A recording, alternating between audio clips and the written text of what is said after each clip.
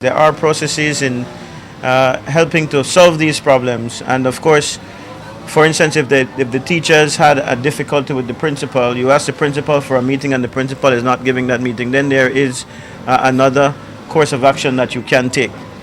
And so I had a very long and a very good meeting with the teachers, and I asked them at that time to let us look at the process, the due process that should have happened, and let us try to follow the procedure in trying to get their concerns solved. They met me, of course, with a litany of complaints against the principal, and I promised them that I would use whatever influence I had. As I've been pointing out, this is not something that the minister can go in and fix.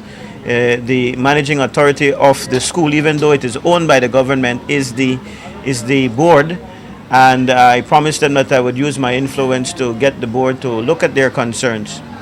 However, we found that there were some vacancies on the board. Some people had resigned and others who were not functioning. And so we needed a little time in between to make sure that those vacancies were filled.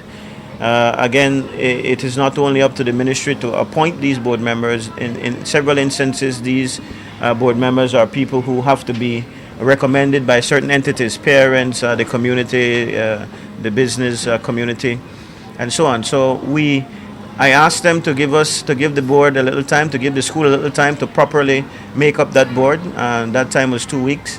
And then there were some other things that the teachers wanted the principal to do that we believed would have made for an easier solution to the problems that they were having. And that included having a full staff meeting, something which the teachers complained doesn't usually happen.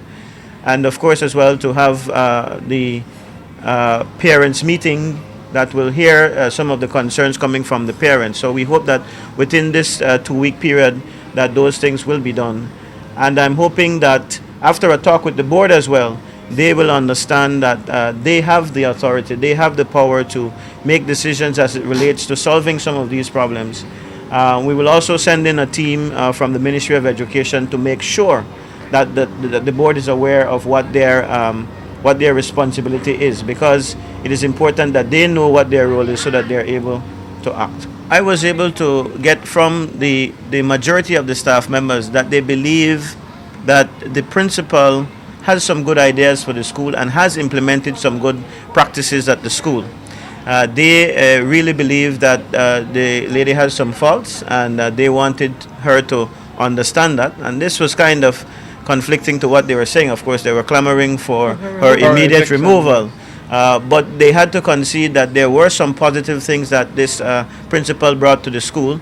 And once that was established, then I appealed to their better judgment. Certainly, even the board could not eject the principal right away. So, you had to give due process, and you have to give an opportunity for things to be worked out.